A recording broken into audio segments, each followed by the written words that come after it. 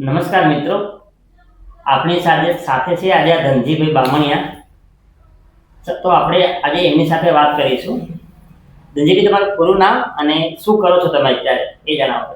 મારું નામ બામણિયા ધનજીભાઈ મોતીભાઈ. ખેતીવાડીને સાથે સાથે સામાજિક કામગીરી કરી રહ્યો છું. ધનજીભાઈ, તમને શું લાગે છે અત્યારના જમાનામાં વીમો લેવો જોઈએ કે ના લેવો જોઈએ? ખરેખર વીમા વિશે તમે શું કહેશો?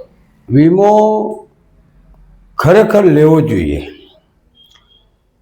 એ માણસના જીવનની અંદર દરેક બાબતથી ઉપયોગી છે.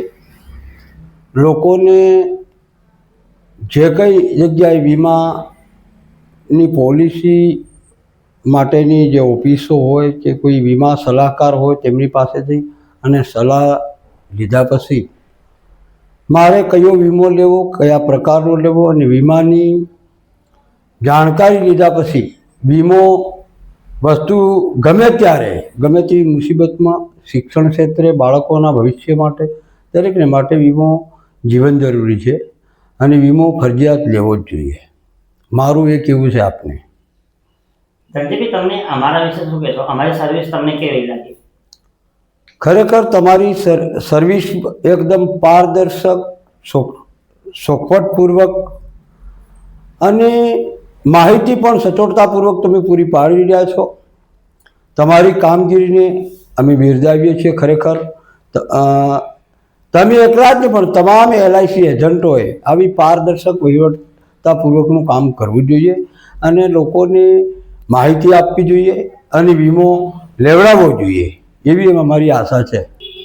બીજા મિત્રોને શું કહેશો તમે વીમા વિશે? વીમો ખરેખર લેવો જોઈએ કે કેમ? હું દરેકને હાલમાં અને સદાને માટે કહેવા માંગુ છું કે તમે નાની કોઈ પણ કામ કરતા હો, નાની મોટી બચત કરીને તમને પરવડે તે પ્રમાણનો વીમો પણ તમારે લેવો જ જોઈએ. કેમ કે આપણે સમસ્યા દરેકને હોય છે, પૈસાની અછત હોય, પણ બચત કરતાં રોજની બચત કે માસિક બચત પ્રમાણે એમના પોતાના એસ્ટિમેટ મુજબ એ પ્રમાણેની વીમા સલાહકાર પાસેથી માહિતી લઈ અને એ પ્રમાણેનો વીમો લેવો જોઈએ. પણ વીમો ફરજિયાત લેવો જોઈએ એવી મારી ઉદ્દેશ્ય એવું છે. ખૂબ ખૂબ આભાર આપનો.